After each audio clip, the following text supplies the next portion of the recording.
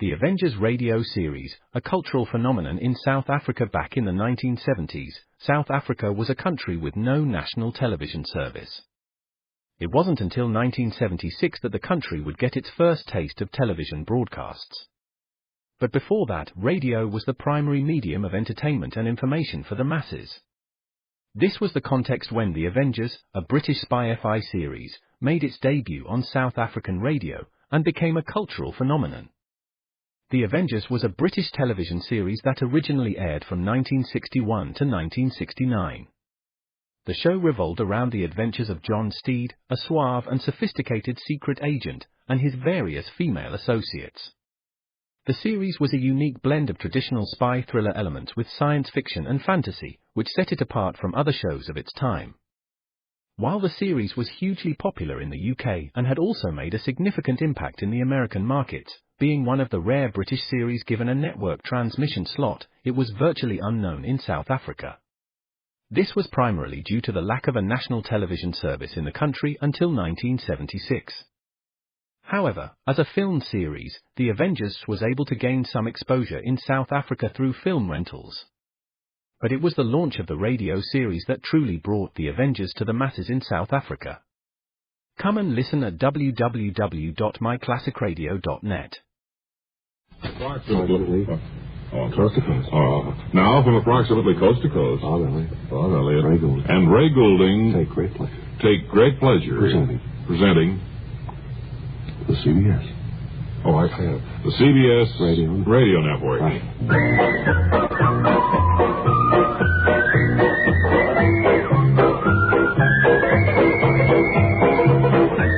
Hello again, everybody. It's Bob and Ray and their Great Bird and a program for all the family, we feel. I wonder if the person who threw this, I don't know, what would you call it, up there on the stage, looks like a piece of pastry. Who did that? Did they throw that at the Great Bird? I don't know. Were you throwing it at Bob and Ray? It was for the bird. Who's for the birds? No, that piece of pastry was for the bird. Oh, well, the bird... For the bird, I mean, you only have... The Bob and Ray pet bird there doesn't eat pastry. We keep it on a very strict diet. I'll come up and get it off there. Do you have any food you want to dispose of? There are containers at the rear of the studio. Okay. Well, I'm sorry. All right. Could I have your name, please, sir? Yes, of course. You want me to write it out on the blackboard? You don't need to. Paper, hand it to you. Or you want me to just say my name is William McGrath? Look, I was just going down into the studio audience, so if you would write on a piece of paper and hand it to the Bob and Ray midget, I'm going to talk to some of the people out in the audience, okay? Where's it? Oh, here it is. Well, let's see who we will chat with today. You thought it might be... No. All right. Oh, him. All right. I tell you what, I have to set this up first. Go ahead, him. If you wait, just give me a chance, please. We thought maybe, since we do have so many youthful members of our audience here today, we might find out whether they have different ways of earning summer vacation money. I know a lot of the kids set up little ingenious ways of earning money. How about this little fellow over here? How are you, sir? Fine. Could I have your name? George M. Perkins. And do you have a vacation job, George? Yes. Can you tell us a little bit about it? I think there might be some kids listening who'd like to get some ideas from you. What do you do for extra money in the summer? Well, what I do, Bob, is I have this crate, and my mother gave me some linoleum to put over the crate. Yeah. And what did you make? A little delivery wagon? No, I made like a small counter.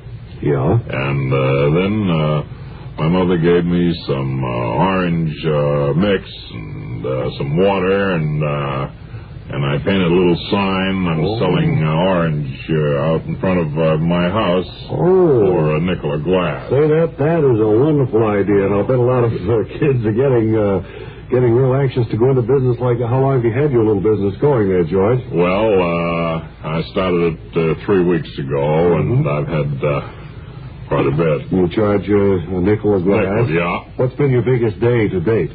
6 cents. 6 cents is what you made in your biggest day? That's right. How selling it for a nickel glass? How could you arrive at a figure like 6 cents? Well, one of the kids only wanted a sip. Oh, I see. So you gave him a penny's worth. Right, kind of, right, huh? that's right. Well, that certainly is an ingenious way of earning money, and I hope you're real... How old are you, Georgie? 42 years old. I hope you make a lot this summer and that you have a great time with your stand. Thanks. I'll tell Mom. Okay. I'll tell you, those kids are wonderful. They're hard to beat. Hi, Mary. Hi. Haven't seen you for a week or so. Who's the big old 42 years old? Got a lemonade stand out there. Orange. In front of his mom's house. That's a good one. Oh, my. Well... What have you been doing? No, nothing very much with us. You've seen the great Bob and Ray Bird, haven't you? That's become kind of a mascot. Terrible. I wish you'd take it out of the studio. What's the fever you get from birds like that? Well, I don't know, but I think... You get something, I'm sure. Well, maybe bird fever or something. Well, I don't know. It's such a gamey-looking bird. Well, it is, but we figure we can bring him back into a healthy condition if we treat him with a little kindness. Yes. Well, I don't want to take up too much of your time. I know you've got a full agenda. It's new, it's revolutionary. It's at your Columbia phonograph dealer. Columbia, first with the LP record, first with guaranteed stereo fidelity records, is first again. Stereo One by Columbia, number one in the wonderful world of sound. A new listening experience in stereophonic high-fidelity sound that makes all your records, stereo or regular, sound better. Just wait till you see the great selection of Columbia Stereo One models at your Columbia dealer. Just wait till you hear the great new sound of pleasure, Stereo One. There's a Columbia Stereo One phonograph for every room, for every budget, for every listening need. Columbia portables are priced as low as $24.95. Consoles with many exclusive new Columbia features start at the amazing low price of $129.95. And you can buy on easy terms at your Columbia phonograph dealer. See them all and hear them all today. We wanted to bring in our book reviewer, Webley Webster, this evening because we haven't heard from him officially since we've taken to the air here at CBS Web. Have you been reading a lot and getting yourself in shape for this summer and fall? Hello, Bob, and hello again, book lovers everywhere. What you asked me, Bob? I said, have you been reading a lot and getting in shape for the season's book reviews? I've been reading a lot, and thereby I've been getting in shape for the season's book reviews. Would you like to review one for us and have your players act out a scene for us? Yes, well, I have the Webley Webster players in another studio, and the book I'm going to review is the American League Green book. I don't think you've ever touched on this before. Well, it had every fact and figure on the American League. Well, how are the Webley Webster players going to get a scene out of the American League Green book to present? Well, we'll just wait and hear. As we look in on the players, it seems they've been at sea about 3 days, and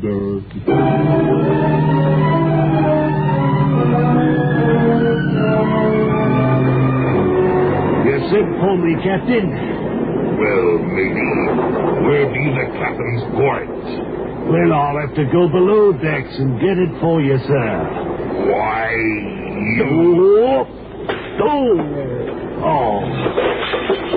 begging pardon, sir. Now, get up off on the deck and keep a civil tongue in ye head when you're talking to the captain of this here tub. I only said your port was below deck, sir. Why, Thank you. Get up off the deck. Now then, will you be so kind as to tell the good captain where we be on this here chart? Well, if you look here at the chart, sir, where it says horizon, we're about 40 knots this side. And heading due south. Why, you... No! Oh. Now then, get below, mate. Bring me back the captain's port. Will you be wanting the captain's ditty? Why, you...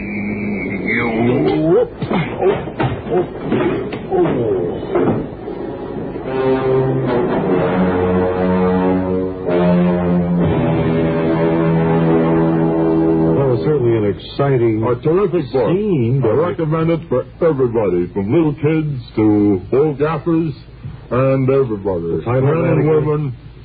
The American League Green book. Oh, I On don't know sale at most, I guess, bookstores. whether they'll ever find that scene in the book. Well, I gotta get on and talk to the players. They did a swell job. Well, okay, they were fine. Well, I just don't think it's worth it. Ray, you have something to say to somebody? I want to talk to Paul. Come on, don't be fighting with that fellow. They look faggy. All right, come on. How about that from all of the bars? Please. Please. It's just that you... All right, Mary, now look, we're on the air, please. Complete shambles here. Sir, I wanted to talk to you. You look like a successful businessman. Well, appearances are deceiving. I happen to have an uncle. Sir. Now, you don't have to be quiet. We're trying to broadcast. Webley, will you leave? Please. Mary, He's all worked up. just because they rag about those players, you know, they can't. Sir, I want to apologize. I was saying you look like a successful businessman. No, I just have a friend in the clothing business. Well, he's an uncle, and he keeps me in suits. Well, then, what do you do? I'm a failure. I drift from one job to another. Well, how do you account for this? Well, it was that summer I started feeling sorry for myself. Spring was real rugged in high school. I've been left back once. Sure. I figured I'd get out on my own and do just as well in the long run. But you haven't, right? My all-time record was getting fired 3 times in 1 week. They sure go for those sheepskins in business. So, you'd recommend, then, that young people stay in school, or... I'd recommend young people be thoughtful themselves. Uh-huh. They should get their diploma, yes, and go back this fall and finish up. They'll compete with some success. There's enough competition among the failures as it is now. Right. Well, I think that's good advice. Point being, for you kids to stay in school and get your sheepskin. You'll need it when it gets cold outside. Oh, hey, speaking of the audience, do you see who's there in the 3rd row? Well, looks like Wilbur Field. It is. Wilbur, did you bring a bomb? Good. Yes, I only have one. Okay, well, come on, bring it on up here. Ladies and gentlemen, just to fill you in Get your midget to help me carry this up, please. Okay, Hector, would you help him, please? Hector, midget. Say, Wilbur Feely here is one of the most famous bomb deactivators of all time. I don't know whether you've ever heard of him before, but he's done... Sit down here, Wilbur. Yeomanship work for many years, deactivating bombs all around the country. Wilbur? Yes, Ray. This bomb here that you've placed on the desk weighs about how much, did you say? 400 pounds. 400 pounds. That's right. Mm-hmm. And so this would, certainly devastate a building this size, right? Certainly. Demolish it.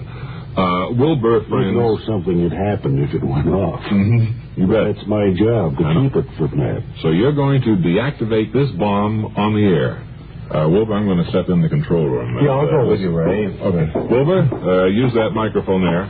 Well, you don't need to leave. It's perfectly safe. Just describe what you're doing so the audience at home and listening in car radios will know exactly what you're doing, okay? All right, Ray.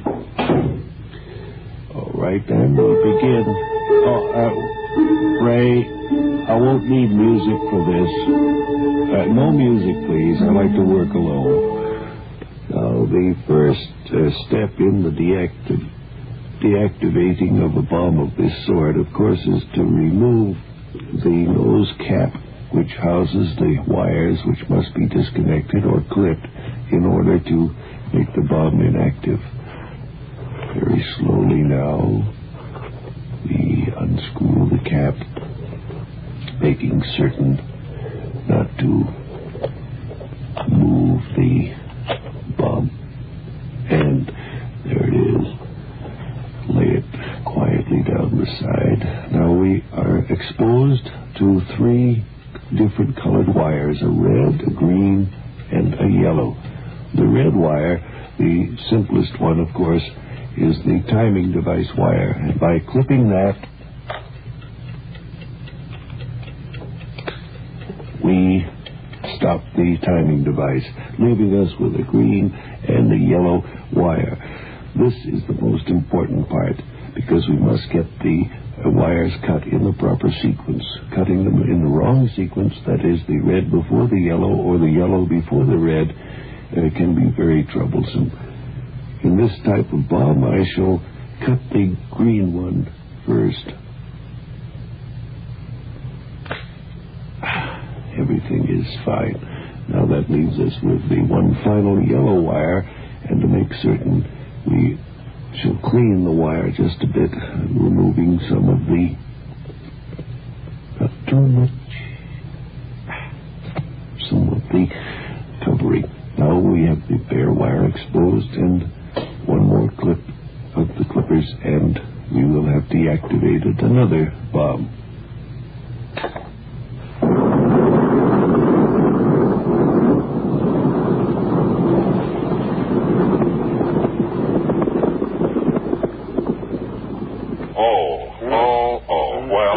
Sign off from here in the control room.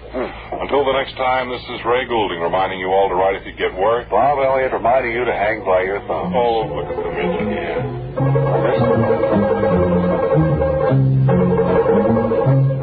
This is the CBS Radio Network.